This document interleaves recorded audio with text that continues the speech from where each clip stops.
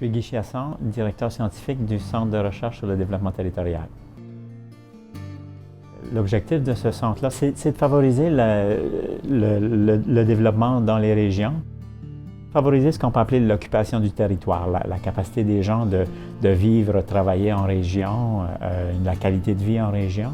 Donc, c'est d'appuyer les efforts de toute une série d'acteurs qui travaillent pour cet objectif-là.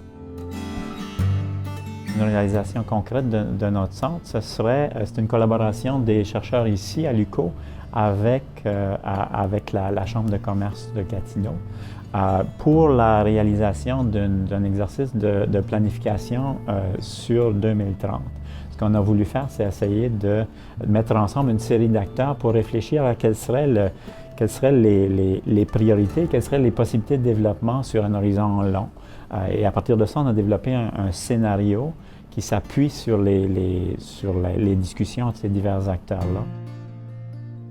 Je suis Martin Robitaille, je suis directeur du département des sciences sociales à l'Université du Québec en Outaouais et aussi, bien sûr, chercheur au Centre de recherche sur le développement territorial. Je pense que l'impact majeur d'une recherche partenariale comme celle-là, où on fait agir des acteurs du développement de la région avec des chercheurs à l'université, c'est d'arriver à dégager de manière plus concrète des perspectives de développement économique pour la région de l'Outaouais.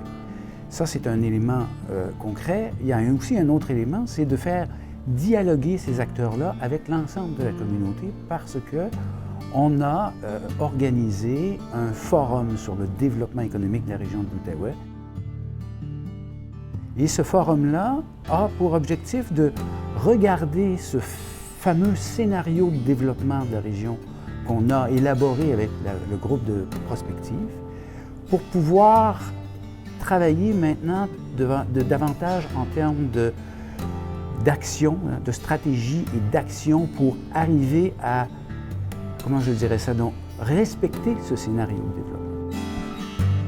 Pour faire un groupe de prospective, d'analyse prospective, on a mis ensemble autour d'une table des acteurs qui couvrent des secteurs comme celui de la santé, de l'éducation, de l'économie sociale, des exportations et de la culture. Alors on a regroupé tous ces gens-là en fonction de leur expérience, puis en fonction de leur expertise, pour pouvoir réfléchir ensemble sur le développement. En termes d'intersectorialité, d'interdisciplinarité, on est dans le maximum de ce qu'on pouvait faire.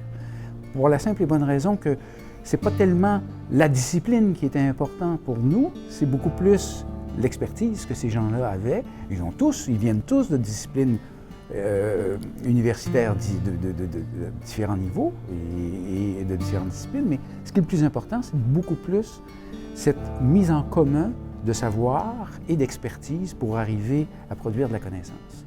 Et c'est la réussite là, de ce projet.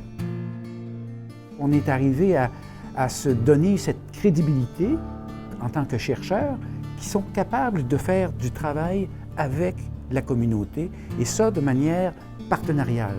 Donc, arriver même jusqu'à un certain point à co-construire des projets de recherche avec les besoins de la communauté et les exigences scientifiques que ça suppose à l'université.